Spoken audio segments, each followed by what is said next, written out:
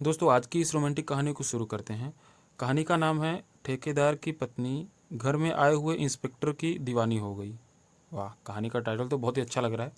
अब देखते हैं आगे कहानी में क्या है। और हाँ दोस्तों, ये इस कहानी का पहला भाग है। दूसरा और तीसरा भाग भी जल्द ही आ जाएगा। स्टोरी शराब के ठेकेदार की पत्नी की है। ठेकेदार उस भली लड़की के साथ मारपीट करता है। एक टैक्स इंस्पेक्टर यह देखता है तो वह उस ठेकेदार को धमकाता है और फिर उस इंस्पेक्टर का चक्कर उस ठेकेदार की पत्नी से चल जाता है। आगे क्या हुआ सुनते हैं इस कहानी में। सचिन कॉलेज में स्पोर्ट्स में अच्छा नाम रखता है। स्टेट लेवल तक कुश्ती खेला है उसने। लंबा चौड़ा मजबूत जिस्म है उसका। उसकी उम्र 27 साल है। उसकी कदकाठी और कुश्ती में किसी मैच में विजय होने की वजह से मंत्री जी की कृपा से आयकर विभाग में इंस्पेक्टर के पद पर उसकी जॉब लग गई।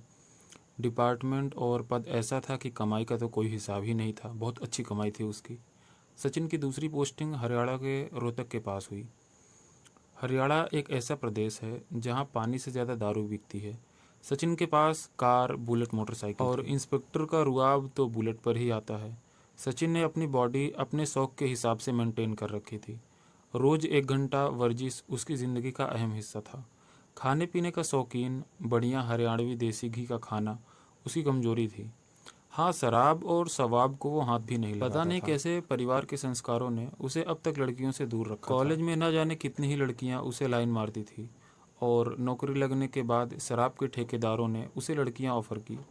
पर सचिन तो इन सब से दूर ही रहता था। उसे बोल्ड मूवीज़ देखने का शौक उसकी रात बिना देखे और ज़्यादातर रातों में बिना मारे उसे नींद नहीं आती थी। और हाँ, रिश्वत के मामले में उसका हाजमा पक्का था बहुत ही दिलदार। अगर कोई ठेकेदार पैसों से कमज़ोर दिखा तो उसे बिना पैसों के ही उसका काम कर दिया करता था। किसी के पैसों की ज़रूरत पड़ती थी अगर, तो उसे उधार दे दिया करता था। उसके पैसे कौन ही मार सकता था भला। अब जब वो ट्रांसफ़र होकर आया तो उसे मकान चाहिए था रहने के लिए।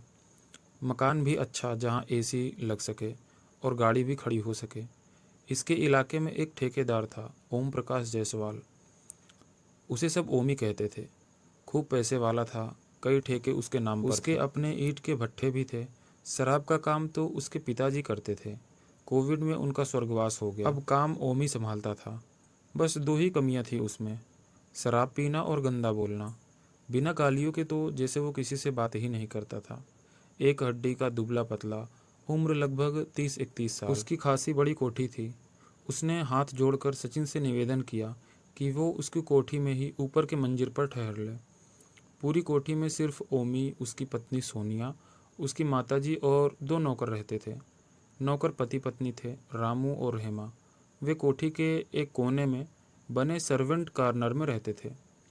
ओमी की माताजी आशा देवी पति के स्वर्गवास के बाद अधिकतर वृंदावन में अपने फ्लैट में रहती थी।